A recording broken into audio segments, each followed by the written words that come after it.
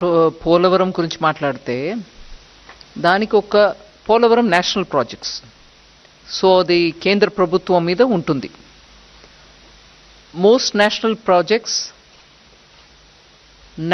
Project అని చెప్పినప్పటికీ అది సెంట్రల్ గవర్నమెంట్ ఇంప్లిమెంట్ చేస్తుంది. కానీ ఇక్కడ ఆంధ్రప్రదేశ్ గవర్నమెంట్ ఇంప్లిమెంట్ చేస్తుంది నేషనల్ ప్రాజెక్ట్ని. అది 2014లో మనం ఒప్పుకున్నాం ఆ కండిషన్కి.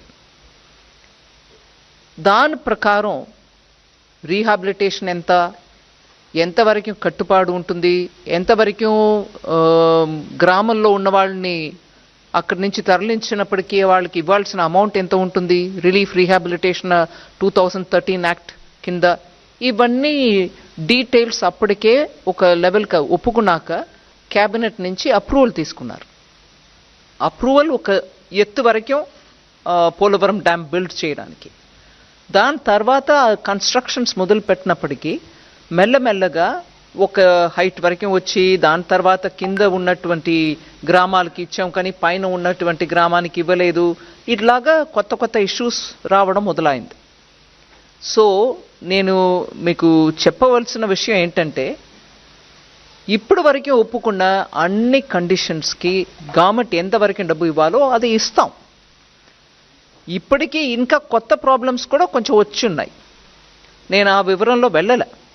కానీ అది ఒక నేషనల్ ప్రాజెక్ట్, మేము ఒప్పుకున్నాం. సెంట్రల్ గవర్నమెంట్ అది తనకంటూ ఉన్నటువంటి ఒక ప్రాజెక్ట్ అని ఒప్పుకుంది. సో అది కంప్లీట్ చేయడానికి ఎంత అవుతుందో అంత మేము చేయాల్సిందే. తర్వాత అది గ్రాంటా లేదు సెంట్రల్ గవర్నమెంట్ మల్టీనేషనల్ బ్యాంక్ నుంచి తీసుకొస్తున్నారు ఏంటి అని అంటే, నేషనల్ ప్రాజెక్ట్ అన్నప్పటికీ ఖర్చు మాది కదా. సో గ్రాంటా అని అడగడానికి అక్కడ ఆస్కారం లేదు.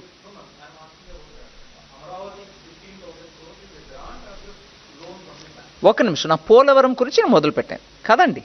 సో పోలవరం గురించి మాట్లాడుతున్నప్పుడు క్యాబినెట్ ద్వారా ఎంత అప్రూవల్ అయిందో దాని మేరకి ఇప్పటివరకు ఎంత ఇవ్వాలో అంత ఇస్తూ వచ్చాం. In fact first time cabinet approval చేసిన అంత అమౌంట్లో అన్నీ కూడా క్లియర్ అయిపోయింది. ఎగ్జాక్ట్ అమౌంట్ నేను ఇప్పుడు చెప్పట్లేదు కానీ అన్నీ క్లియర్ అయిపోయింది. ఏదో కొంచెం అటుగా మిగిలి ఉంటుంది. కానీ ఇప్పటి నుంచి అది ఎంత హైట్కి ఒప్పుకున్నారో అంత హైట్కి వెళ్ళడానికి, ఎందుకంటే ఒక 2-3 సంవత్సరమో అందుకు ముందో ఈ గవర్నమెంట్ ఆ గవర్నమెంట్ నేను మాట్లాడలే. మొత్తానికి దాంట్లో ఉన్నటువంటి ఇబ్బందుల్ని దాటుకొని ఇవాళ అది కంప్లీట్ చేయడానికి ఎంత అవుతుందో అది మేము వాళ్ళతోటి కలిసి మాట్లాడి దానికి ఫుల్ సపోర్ట్ ఇస్తాం అనేదే మా స్టేట్మెంట్. కరెక్ట్. రెండో ప్రశ్న ఏంటండి, 15,000 goes for capital. Amaravati capital. Yes, Amaravati capital construction, ఎందుకంటే ఆంధ్రప్రదేశ్ రీఆర్గనైజేషన్ యాక్ట్ మేరకి స్టేట్ క్యాపిటల్ బిల్డ్ చేయడానికి సెంట్రల్ గవర్నమెంట్ దానికి స్టేట్ గవర్నమెంట్కి హెల్ప్ చేయాలని యాక్ట్ ప్రకారం ఉంది. So capital city Amaravati build up చేయడానికి మేము డెఫినెట్గా వాళ్ళకి అసిస్టెన్స్ ఇవ్వాలి. ఇప్పుడు నేను చెప్పిన 15,000 కోట్లు వరల్డ్ బ్యాంక్ అసిస్టెన్స్ తోటి మేము వాళ్ళకి తెప్పిస్తున్నాం. దానికి కౌంటర్ పార్ట్ ఫండింగ్ కూడా ఉంటుంది.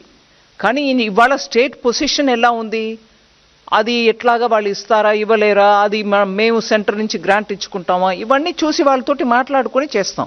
ఎందుకంటే ఆఖరికి ఆ క్యాపిటల్ లేకుండా 10 సంవత్సరం వెళ్ళిపోయాయి. ఆంధ్రప్రదేశ్కు ఒక క్యాపిటల్ ఉండాలి. భారతదేశంలో ఒక రాజ్యం ఉందనంటే క్యాపిటల్ లేకుండా అది ఆంధ్ర. అది యాక్ట్ ప్రకారం ఈ పార్టీకి క్యాపిటల్ అక్కడ ఉండాల్సిందే. నేను ఎవరు చేస్తారు ఎవరు చేయలేదు అనే విషయానికి వెళ్ళలే.